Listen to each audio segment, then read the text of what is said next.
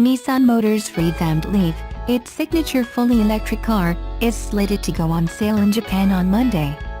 The new model from an automaker that calls itself an electric car leader has a sales target of 100,000 or so units a year.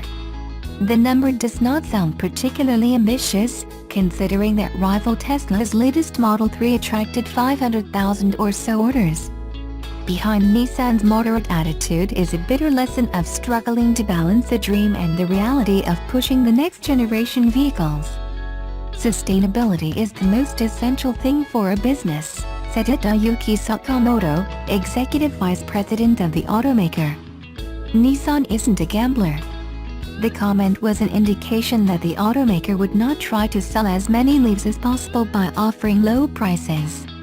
The new Leaf bears a price tag of 3.15 million yen, $27,980 and up.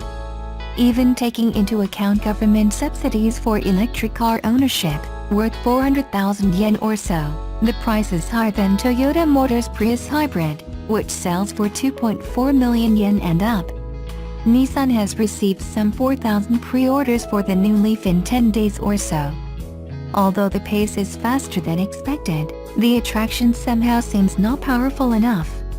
In early September, a day after Nissan unveiled the next generation Leaf, the automaker's share price temporarily fell 1%. Investors had expected that a new Leaf could serve as a game-changer in the electric car market, but the price and functions were nothing inventive, said Hoda Yuzawa of Goldman Sachs Japan. However, that market disappointment was probably within the automaker's expectations. While adequately featuring state-of-the-art technology, Nissan made the most of parts from the previous Leaf to achieve the desired cost-profitability balance for the revamped version. The new Leaf is not a loss-making model, said a Nissan executive. When the first version of the Leaf was released in 2010, Nissan was more obsessed with romanticism, with comments such as "We are going to be the leader of zero-emission cars, and we will combine electric cars and smart homes." But that dream turned out to be an obstacle for achieving an overly ambitious sales target. Nissan seems to have recognized the gap between dream and reality. Carlos Ghosn, Nissan's chairman who also heads the Renault-Nissan-Mitsubishi Motors alliance, is cautious about rapidly shifting to electric cars.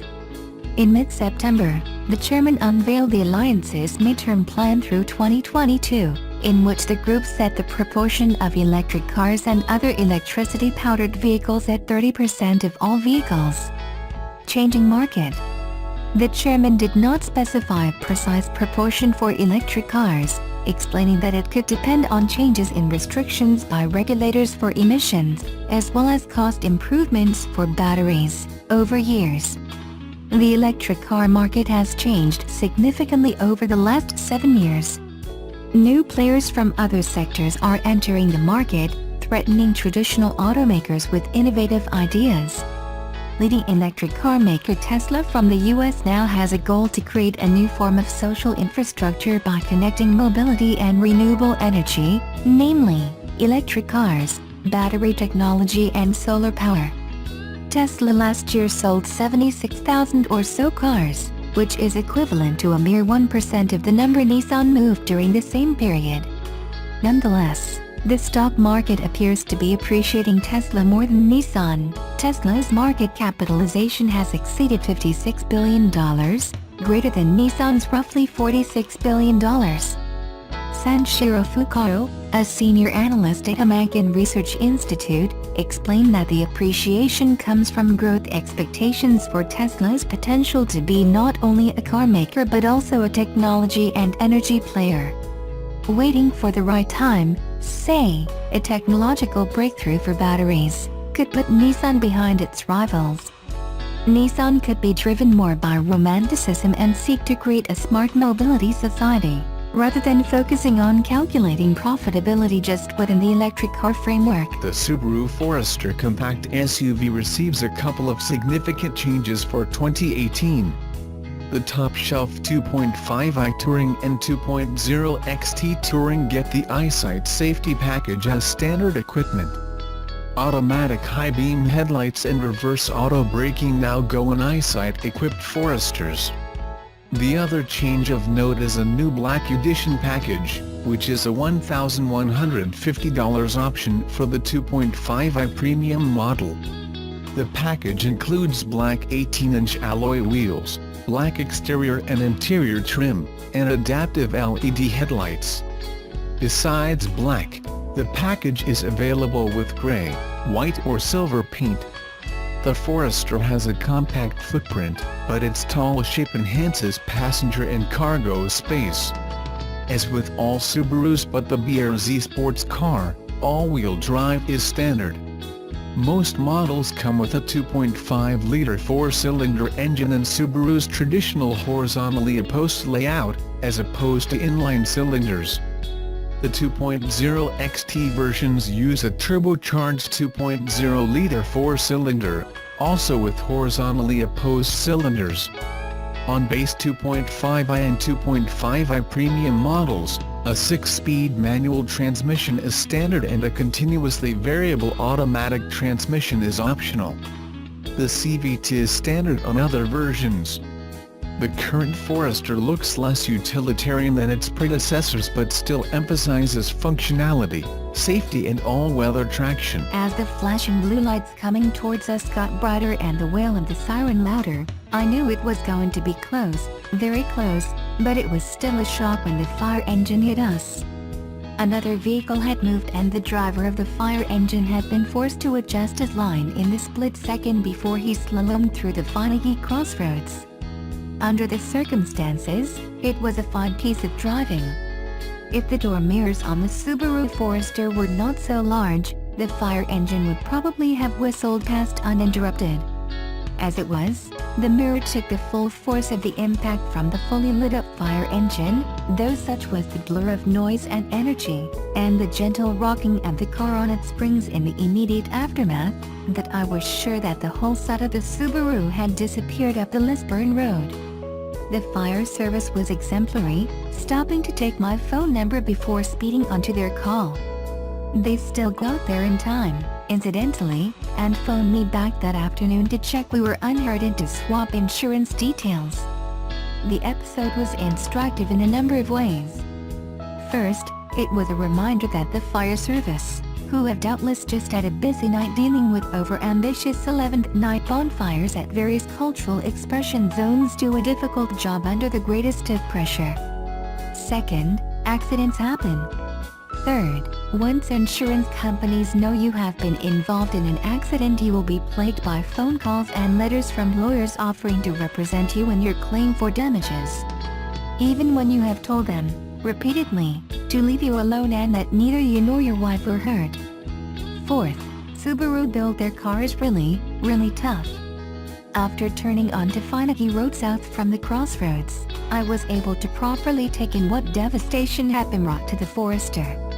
The sum total of damage caused by the fire engine's clout with the Subaru was the loss of the body-colored piece of plastic that acted as the mirror cap. And the indicator bulb in the mirror was broken. That was it. The mirror itself had been folded in against the window of the driver's door in the impact. I was bracing myself for the whole mirror to fall off as soon as I touched it, but it popped back into position without complaint.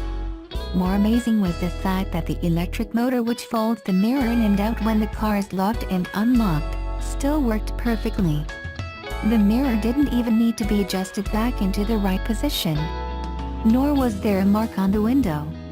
It was impossible to be other than hugely impressed by how the Forester had shrugged off this sort of impact, albeit a glancing blow, that I am certain would have resulted in far more damage on a lesser car. To be honest, most ordinary cars feel lesser than a Subaru. They are shot through with a rare sort of integrity. There is a depth to its abilities that mere figures, such as horsepower and fuel consumption, boot size and acceleration, the sorts of statistics that are the normal stock in trade of columns like this one, somehow don't adequately communicate. The plastics might not be as well textured and soft touch as you find in a Volkswagen. The sat-nav and infotainment may not be as intuitive and as easy on the eye as something from BMW or Audi.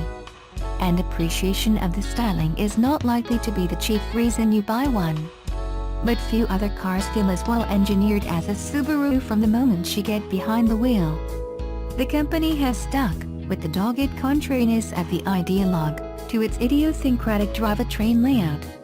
This needs a boxer engine, so-called because the pistons punch horizontally, rather than the up and down inline configuration that almost everyone else uses, with a symmetrical four-wheel drive system in which all the drive axles are equal length. Subaru and Porsche, with its sports cars, are the only manufacturers to use boxer engines, citing their inherent lack of vibration and the fact that they have a lower center of gravity than their inline counterparts, as the main advantages. Toyota's GT86 Sports Coupe has a boxer, but that car's engine is a Subaru unit, and in any case it is paired with Subaru's BRZ. A lower center of gravity contributes to better balance and handling, which in turn aids safety. Subaru was late to get a diesel boxer to market. Its biggest markets are places like the United States, where there is no demand for the fuel, and while its power, torque and emissions figures are not class-leading, at least on paper, it is a very pleasant unit to operate. Dovetailing with the engine, the symmetrical all-wheel drive system is also a rather pure engineering solution. The systems found in most four-wheel drive cars are essentially adaptations of two-wheel drive veterans, but the Subaru version is 4x4 from the start. It is a layout that works brilliantly with the boxer engine, and it is permanently engaged, unlike the on-demand systems found elsewhere. You can have your Subaru with a manual or automatic gearbox. Typically, its take on the auto is unusual, using a continuously variable transmission, or CVT, which it calls lineartronic. Subaru is one of the few manufacturers who seems to have managed to make a CVT work without an overbearing excess of whining and constant revs under acceleration that can be experienced in CVT cars from other manufacturers. 7 artificially fixed ratios are built into lineartronic to give the impression of normal automatic gear changes. The whole drivetrain works very well together, and is one of the main reasons that a Subaru feels so thoroughly cohesive as soon as you start to drive it. Another is the sheer structural strength of the car. Volvo gets a lot of plaudits, and rightly so, for its long-standing dedication to safety, but Subaru also has a long tradition of keeping passengers safe. A plethora of airbags helps too, and the Forester has a 5-star Euro NCAP rating, with particularly high adult and child occupant protection scores. Subaru models also routinely top the safety charts in tough tests in the United States and Australia. Its stereo camera-based eyesight technology is regarded as one of the best of the extra set of eyes safety systems, blending automatic braking, throttle control, adaptive cruise control and lane keep assist. Eyesight has yet to be fitted to UK specification Foresters, and it is unlikely such a system would have made any difference in my accident. The Forester is Subaru's SUV or crossover offering, pitching it against rivals like the Mazda CX-5, Toyota RAV4, Ford Kuga and an almost impossibly long list of others. Indeed, Subaru is among those manufacturers who can claim to have invented the crossover with its original Forester in 1997, which was basically a more rugged and practical Impreza. The model line is now into its 4th generation, which has seen the Forester become ever so slightly posher. While enhancements such as better leather and a nicer dashboard are welcome, they are not the Forester's main plus points. Instead, you will enjoy the comfortable seats, the elevated driving position and the uncommonly clear view of the road through large windows. It is an easy car to place on the road, a byproduct of its straight-edge design, and you and your passengers will appreciate the light let in by the large sunroof. It is all very calm and relaxing. A big boot, doors that open wide and make it easy to get in and out add to the Forester's user-friendliness. The switches and controls feel like they will outlast Rathlin Island. The boxy silhouette allows for ample headroom and a tremendous sense of spaciousness. The chassis offers plenty of grip, as you might expect, but suspension is tuned for softness and mopping wheel travel, consistent with its off-road credentials, rather than demolishing B-roads. The fact that much of what makes the Subaru Forester special is invisible and lies beneath undemonstrative bodywork will mean it won't even make it onto the shopping list of more fashion-conscious buyers. It rather hides its light under a bushel.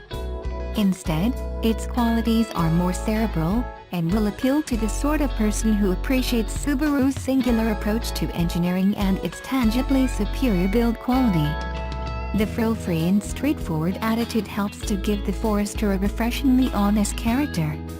It feels desirable as much for what it isn't as for what it is, and in a sea of pseudo-SUVs, it stands apart as the real deal.